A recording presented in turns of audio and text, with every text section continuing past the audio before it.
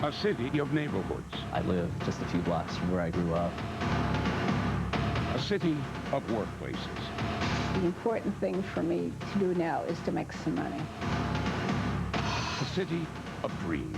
I would devote my life's blood to making Philadelphia as good as I could. Action News and the Philadelphia Inquirer present Millennium Philadelphia. Who we are, how we lived. The story of 20th century life in the Delaware Valley. Now your host, Action News anchor, Jim Gardner. Good evening. From row house to ranch house, farm to factory to high tech, it has been an extraordinary century. And tonight we take a look at the place we call home and the people who have made it what it is today and who are building a better Philadelphia for a new millennium. It's Carl Edwards with Vertical Net. It's a family that fled the bonds of slavery and is now at the cutting edge of business and technology. Thank you very much, and you have a good day. It is a family that crossed the Atlantic and made a name as Philadelphia merchants. Drug dealers are no good. Get them out of your neighborhood. It's a family that's battling drug dealers in Kensington. And it's a family of new immigrants building a future in a new homeland. Never have so many people from so many walks of life called the Delaware Valley home. And the story of life here at Century's End is the latest chapter in a century-long epic tale of hope, triumph, and tragedy that has touched the lives of millions. 100 years ago, when you said you were from Philadelphia, you probably lived in a home like this, in a neighborhood like this, doing work like this. Nearly 1 in 4 of us were immigrants. We were naturally in steerage, the cheapest way we could go. I don't remember too much about that. But I remember when we got to Philadelphia, my father had the family there, and he gave me a banana. I never saw a banana in my life. We didn't have such luxuries in Russia. When 94-year-old Louis Dunoff fled Russia in 1912, he was part of an enormous migration of mostly Southern and Eastern Europeans who helped boost the city's population by nearly a third, from 1.3 to 1.8 million. They joined Irish, German, and English workers who together made Philadelphia the workshop of the world.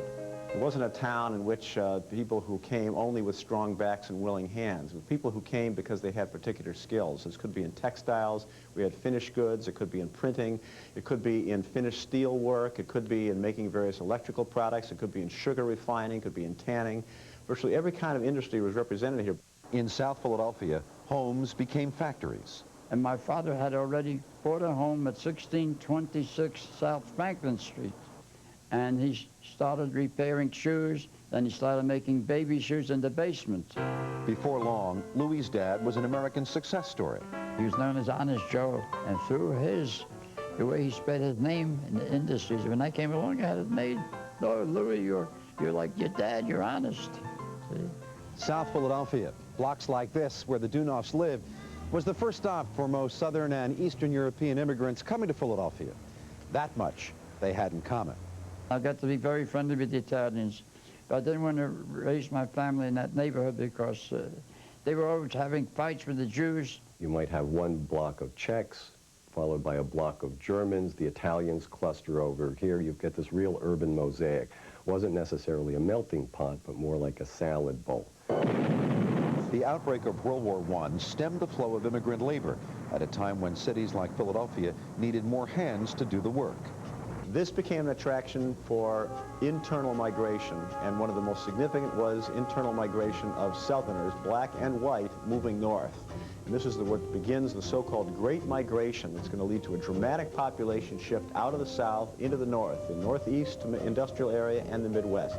Looking for a better life, looking for more opportunity, really to try to get into the mainstream of American life. The Dunoffs fled Russia. Mary Edwards' family fled Maryland.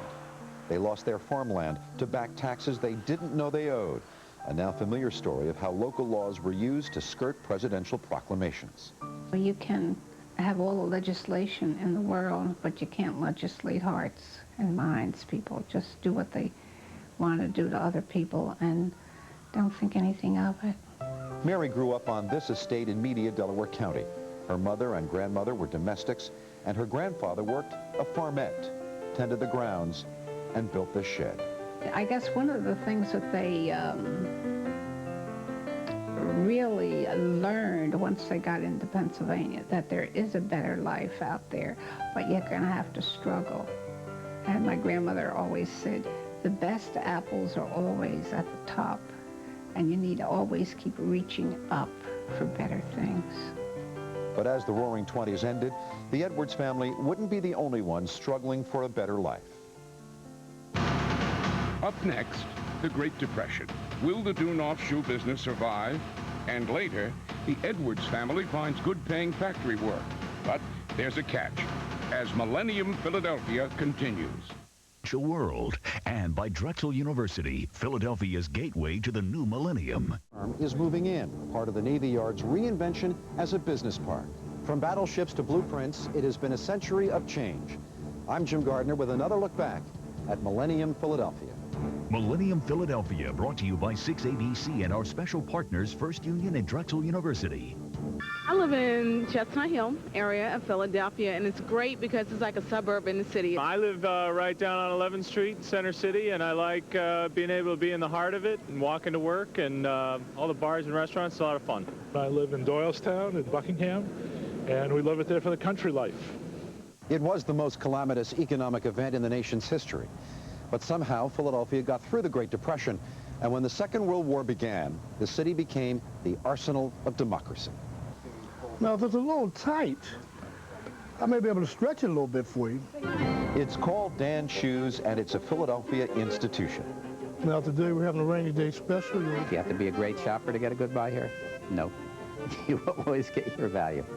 Marvin Dunoff is Louis' son, and the family got into retail after their factory went belly up in the Depression. They certainly weren't alone. Between 1930 and 1933, 50 Philadelphia banks closed. Local investors lost $5 billion in capital, while tens of thousands lost their jobs. There wasn't much of a grocery store. It's more grocery and vegetables and stuff. But for Carl Beast, the grocery was home. It used to be here, in this now vacant lot in Kensington. Once the heart of the workshop of the world, Kensington was home to an enormous textile industry, and people like grocer Bernard Beast, Carl's dad, ran businesses that served 35,000 mill workers until those mill workers started losing their jobs. Well, we used to run up what they called the book. People would come in, buy the stuff, and they'd put it on the book and credit.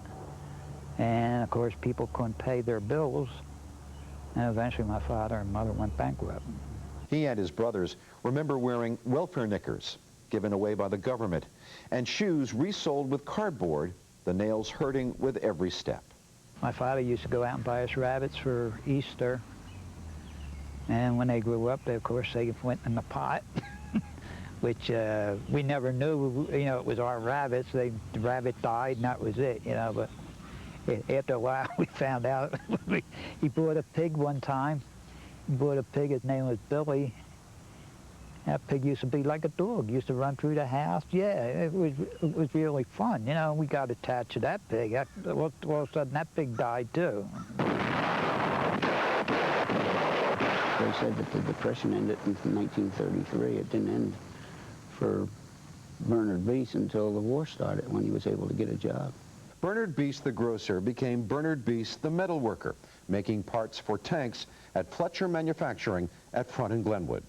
Philadelphia was transformed by the war. We went into a war footing by the end of 1941, certainly from 1942 on, and it touched virtually every aspect of life.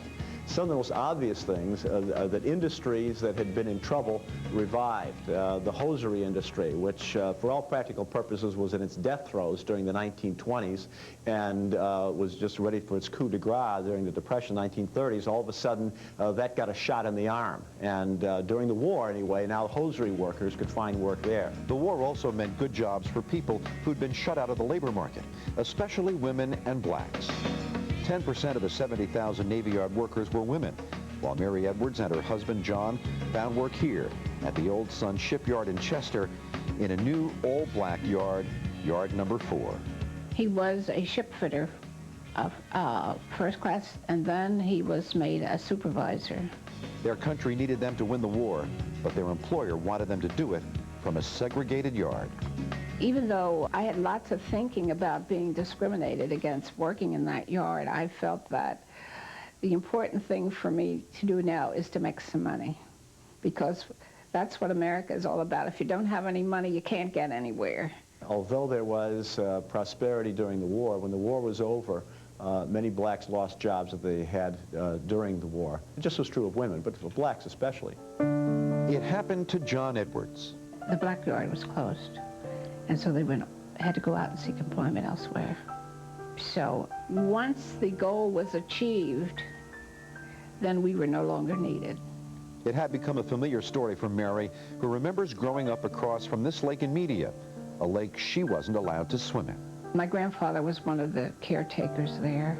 And you'd be dripping with perspiration. You see all these people having just a wonderful time splashing and swimming and having a great time, but you simply weren't allowed even to be there, near there. And one of my grandfather's jobs was to see that nobody that didn't belong to that club would go, and that would mean no blacks. Husband John eventually found work at Congolium in Traynor, Delaware County.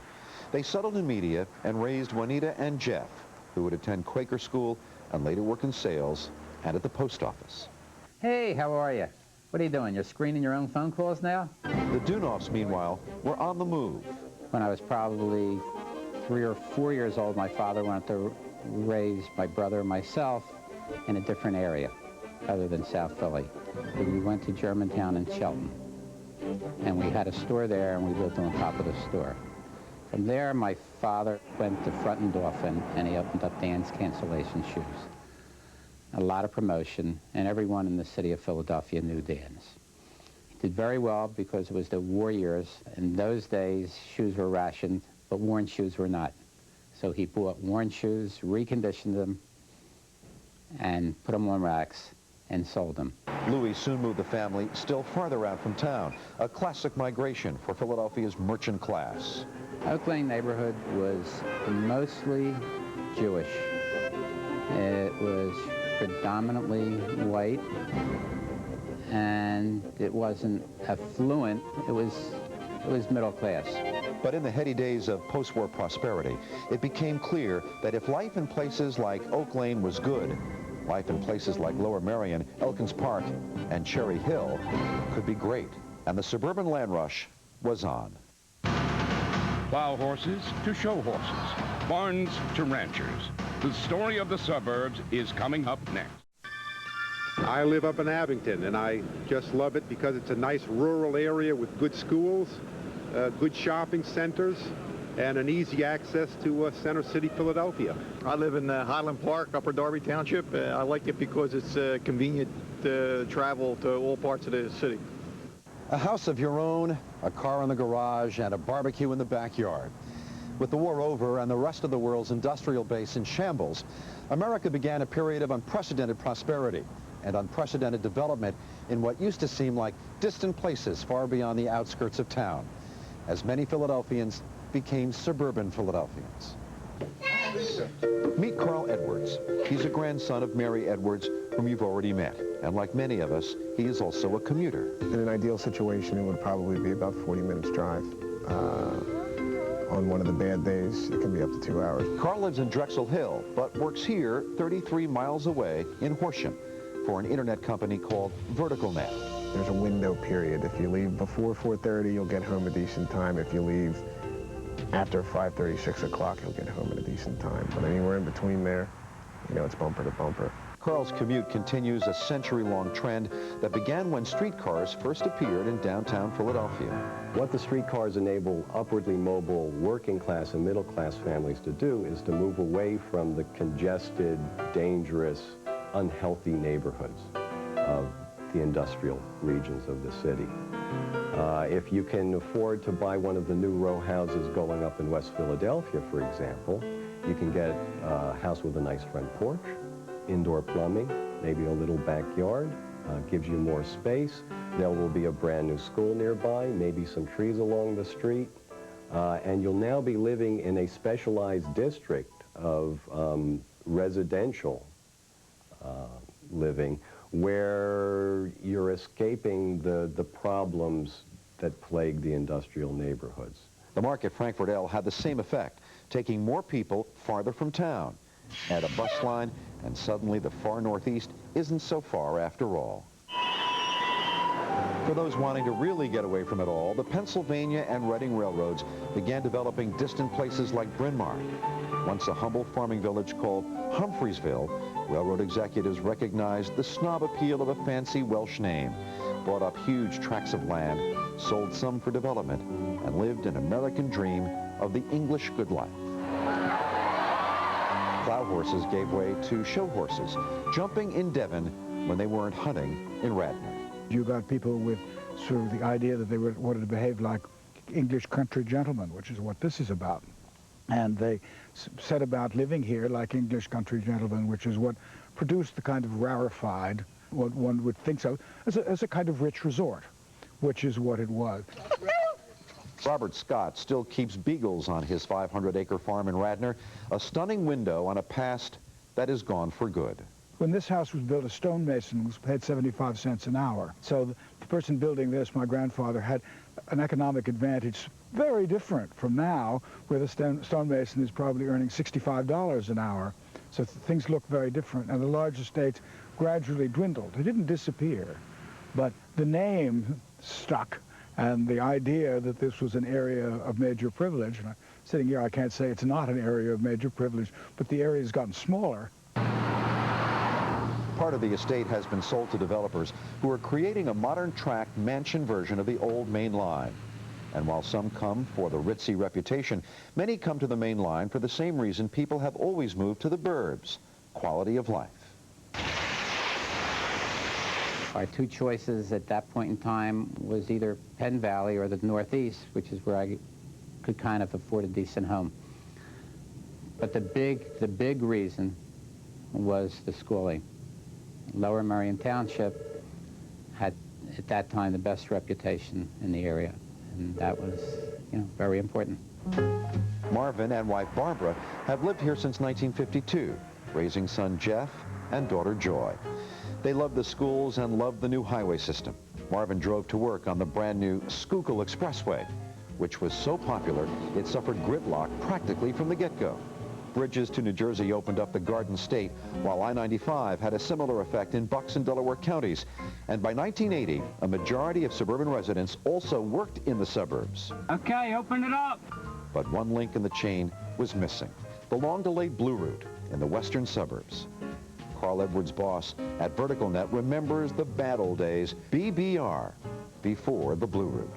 It was an hour and a half of fighting your way out 320, a million different routes to get to a highway, to get to essentially the part of the Blue Route that was open, or the Turnpike, or 309, or whatever you want to do. There was no way to get there from here, and I think the Blue Route's been tremendous.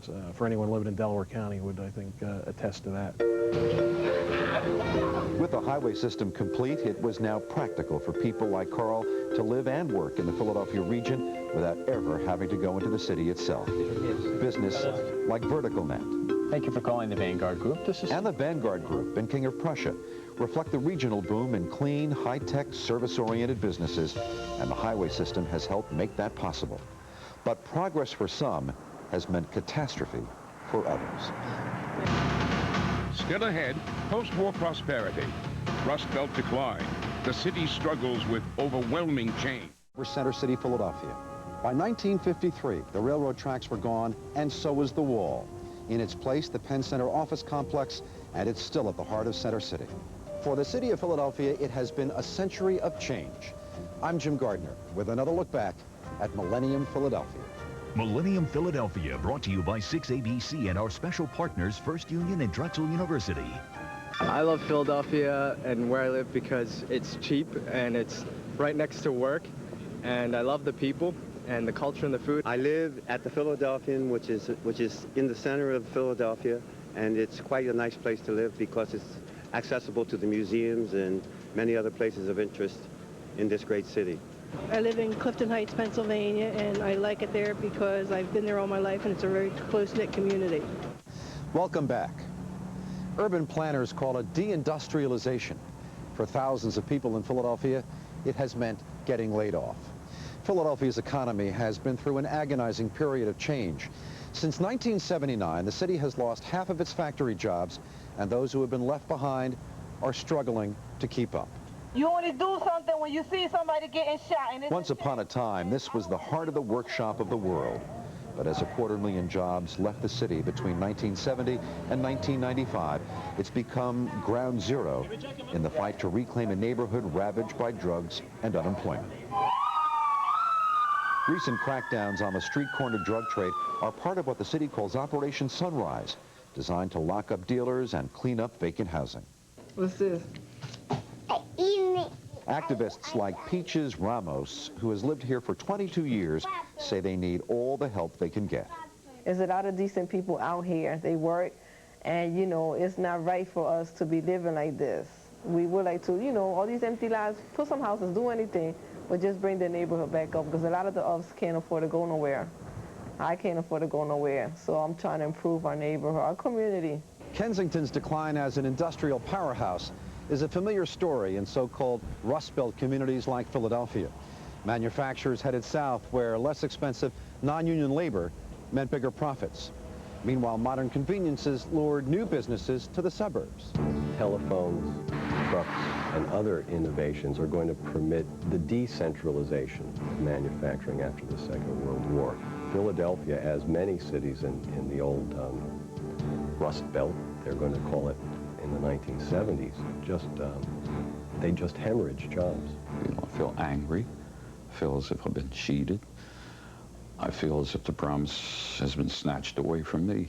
I feel as if I worked 20 years, I gave 20 good years, and all I was looking for was security.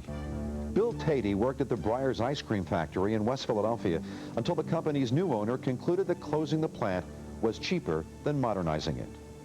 The last day of production at the Breyers plant was October 27th, and my 20th anniversary was October 29th. But they awarded you gifts for different anniversaries, and my 20th anniversary is that clock. The plant wasn't there for them to award it to me. They had to mail it to me.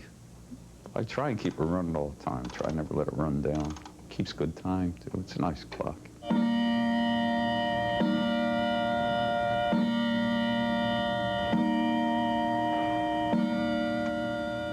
We left the Europeans and the Japanese behind in the last turn in the global economic race because they were inflexible. But flexibility in America is oftentimes a fancy word for fired. Like falling dominoes, shuttered factories and unemployed workers meant catastrophic change for merchants like Marvin Dunoff, who saw neighborhoods deteriorate before his eyes. Frankfurt Avenue at that time was a phenomenal neighborhood, and on Friday evenings, I recall the store giving out numbers to people. They would wait outside, 3 people would leave, we would allow 3 people to come in. And like everything else, all good things come to an end. Before long, even Center City, once a merchant's paradise of thriving stores and crowds of shoppers, started to deteriorate. Marvin was mugged. It was on a Saturday, and I left our Market Street store to make a deposit, and someone jumped me as I was crossing Market Street. We had a little tussle on Market Street. A police car, fortunately, was coming up the street. I waved to him. He stopped. I got in. I said, "Get that man," and he said, "Give me a description." I said, "Just get him." He wouldn't move until I gave him a description. By the time the description was done, this guy was nowhere to be seen. So I figured it was time to kind of leave that area. Save our children! We don't have no bullets, we don't have no guns, no machine guns. We just have ourselves, you know, the manpower and the woman power. And there's mostly women down here. You know, we all stick together, and it's hard. I heard a lot of talk during the 1970s and 80s when the region was going through very rapid and painful deindustrialization about why can't these new groups pull themselves up by their own bootstraps like our people did, or like the Italians and the Jews did back 40, 60 years ago. And of course the reason why they couldn't was because the conditions, the structural conditions of residence, transportation, work were profoundly different. The same rules didn't apply and don't apply. People like Peaches in places like Kensington are determined to reclaim their neighborhoods. Is it just a dream? It's been done before, And in many ways, the story of modern Philadelphia is the story of reclaiming old Philadelphia. That story is next. New becomes old, becomes new again. And Philadelphia reclaims its past for a better future. That story is next. I like it because I can walk everywhere. Everything I want to go to is within a few blocks. I was away from Philadelphia for a long time, and I missed it. And I'm back, and I love it. I would say to everybody who lives in the suburbs, come live in Center City, because that's where the action is. The suburbs expanded, the city lost jobs. And the challenge for Philadelphia is this: fill the vacuum with the promise of better housing, new workplaces, and stronger neighborhoods. It began as a symbol of hope.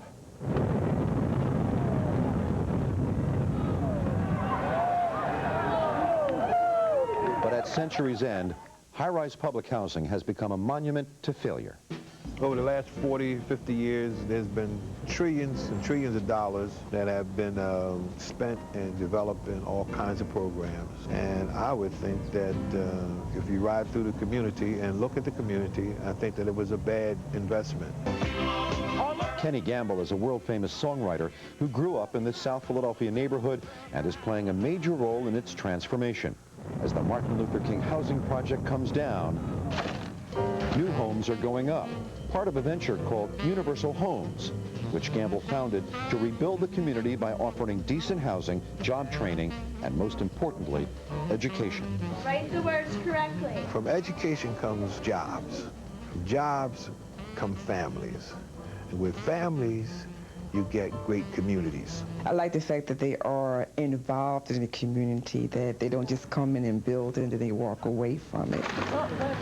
Renee Roseberry is a universal tenant with a good job, stable family life, and commitment to make things better. She's the kind of person Kenny Gamble is looking for to act as an anchor for others less fortunate. Sometimes it takes just one person, one person to be the leader in a very positive way, and then the others would follow. A cornerstone of Universal's plan is home ownership, something that's been lacking in this part of town and which contributed to its rapid decline after World War II. John Edwards, Mary's husband, spent his early childhood just a few blocks from where Kenny Gamble grew up and left when his father found better work in the suburbs. His father moved to Bryn Mawr, and so he spent a portion of his childhood living in Bryn Mawr. Kenny Gamble left too. Seemed like everyone who could leave did leave. And an unforeseen consequence of civil rights legislation set the stage for conditions that Kenny Gamble is now trying to change. In the old days, African-American middle class and elite, because of residential segregation, had to live in the same communities as the black poor. So there were always role models. In the aftermath of the civil rights movement, many middle class and wealthy African Americans fled the inner cities. And then you had this concentration of poverty and the attendant problems in inner city black neighborhoods. Inner city problems helped foster ugly racial stereotypes that affected African Americans throughout the region. Realtors just simply didn't show you homes in white neighborhoods. Signs would go up, sold, so you would never, there was a pattern there where you would never even know where homes were for sale. When I was 11, we moved on the other side of Media, and we were the only, when my dad finally bought the house, we were the only black family in that neighborhood. There was only one family that really had a problem with it. Like what's going to happen with the property value type thing. Like a who do they think they are type thing. The suburbs are no damn good. City planner Ed Bacon is still preaching a gospel of city living for all people nearly half a century after he unveiled his vision for a revitalized center city that also transforms Society Hill, proving that slums could become mansions. Instead of thinking about what the future was going to be, I thought about what the future ought to be, and then I worked for the rest of my life to try to make it that way. But not all urban renewal was a success. From his shoe store on Chestnut Street, Marvin Dunoff watched construction of the Transitway in 1976. He calls it a disastrous attempt to mimic suburban shopping malls that were stealing business from urban merchants. Taking away the cars meant fewer shoppers, while wider sidewalks took customers away from store windows. I think a lot of bright, intelligent MBAs sat upstairs in their offices, not being in the trenches, and envisioned trees and benches and people just milling on the streets. That was not to be. What I saw were bricks that had to be maintained, but you couldn't get anyone to put this particular kind of brick in, 2 or 3 bricks. At Century's End, the street is being changed back. Whether shoppers come back remains to be seen. Just one of the many tantalizing and, for some, frustrating unknowns about life here in the next 100 years. A look ahead when we return. Coming up, the grandchildren of self-made Philadelphians give thanks and look ahead as the newest Philadelphians write a new chapter in our history. A program like this would have been in a book or a newspaper. No television, few cars. In so many ways, people alive then simply wouldn't recognize their hometown as it is today. Of course, the big question, will we recognize life here in the next century? His business is the internet, but Carl Edwards spends most of his day on the phone, selling ad space for VerticalNet in Horsham. Yes, I am. It's Carl Edwards of VerticalNet. The company has built a supercharged business-to-business website where companies can get industry news and shop for goods and services. It's about as cutting edge as a company can be. The internet is impacting kind of everyone everywhere, and I think this region is as good as any to kind of jump in and take advantage of that. Meanwhile, downtown, Marvin Dunoff's had quite enough of the retail life. With retailing, so much depends on the weather, so much depends on strikes, so much is totally out of your control, so much is due to the city. We can have a parade on a Saturday, which makes no sense at all, and we lose the Saturday's business. He's getting ready to retire, and when he does, he won't be leaving the store to his son, Jeff. Today, what I want to do is explore a little more this fraud exception. I think in a lot of families there probably is that pressure for the next generation to step in the shoes of the previous generation. I wonder if in part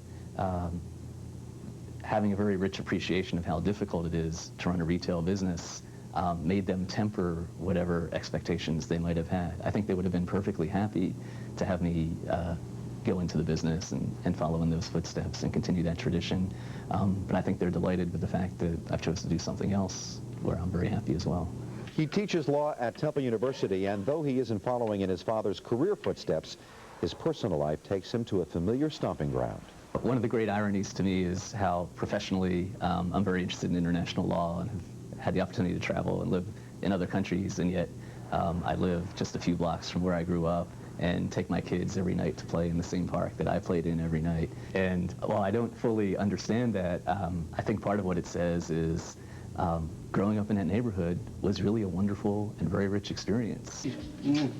Like Jeff Dunoff, Carl Edwards is also looking to return to his roots in media, where grandmother Mary is leading the local fight against racism. The Citizens Community Task Force coordinated the painting of 6 community murals. Unity Day 99, held this past June, was a time for the children and families of our community to come together, heal and move forward in the spirit of unity. Mary helped organize this celebration of diversity after someone started littering the neighborhood with hate literature. The haters are more together than those people who say we love you, because they have a kind of determination that if we don't do something about it, that there will be more and more violence, because they're not going to do theirs with talking and conferences and churches. They're just going to do it by any hateful mean possible. The struggle is especially poignant for grandson Carl, who has an interracial marriage. I don't see how anybody can look at one of my kids and say there's something wrong with what created that child. We haven't really had any problems as far as dealings with other people because of it. You know, every now and then you'll hear someone say, well, look what you're doing for the kids. The kids are going to have to deal with this and deal with this. It's like, I got the best of both worlds. What's the problem? I mean, do you have a problem with it? Okay, then I'll keep my kids away from you, and you don't have to deal with the problem anymore. My father was very upset that I married a black man. And I can see why, but it really hurt me that he didn't follow through in what he brought me up to being Catholic. The religion, he, you know, every day drilled us, you know, we love everybody equal, everyone's the same, doesn't matter. And then when I brought home a black boyfriend, that was a different story. So I was very hurt by that. I mean, he loves Carl now, but he saw the light. They have a right to have anything in America that they want or need without people. Carl says he sometimes has to remind himself how far his people have come. If I were to go to my great-great-grandfather and say, you know what, I'm really stressed out, my car's not running right, and, you know, my bills are too high, you know, he'd probably just, you know, knock me upside the head and tell me, you know, I wish I had those problems. Meanwhile, if the Edwards family's 20th century experience reflects many of the region's social trends, 3 generations of the Dunoff family mirror economic trends. My grandfather came over and went to work in a factory, and the country had very much a manufacturing economy then. That economy changed over the next couple of decades, became much more a retail-oriented and service-oriented economy, and my father went into a retail establishment. Over the next couple of decades, the economy became much more globalized and internationalized. And what do I spend my time doing? Well, every day I come into Temple Law School and think about international trade and the globalized economy. So there's a sense in which the trajectory of our careers very much mirror or track the trajectory of the larger national economy. As the century ends, life for the newest Philadelphians is remarkably similar to what people like Louis Dunoff experienced nearly a century ago. My husband, he's working for dry cleaner first job. That's why he working for somebody about 10 years, and then we looking for like a dry cleaner business, and then we take over this store about 6 years ago. The Ims are Korean American. Time was they might have lived in a more obviously Asian neighborhood, such as Center City's Chinatown. But the Ims live in a townhouse in Worcester, Montgomery County, and work in Havertown, where they own a dry cleaner. Sometimes I'm traveling to other states, and in the suburbs, those examining the future of the city are concerned that it's becoming dangerously split between the haves and the have-nots. Greater disparities in wealth than exist in Philadelphia than ever before. And that's a serious problem. There's real poverty in Philadelphia that hasn't been less recognized, but in some ways is being shuffled aside. There are those who argue, for example, in cleaning up Center City means getting rid of the presence of poverty, such as homeless people. So you're not reminded of it. It's very easy to be blind that there are other Philadelphias besides the one that's always on the cameras and the ones that's projecting itself outward as a world-class city. 2, 1.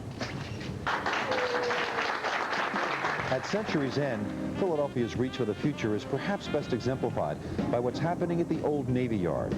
Once upon a time, we made battleships here. Now businesses like the Teta Group are helping the city fight for its economic life as the Navy Yard transitions to an industrial park. We can create areas for maritime industrial uses along the river. We can create areas for first-class office and research and development and institutional type of uses in the center of the property.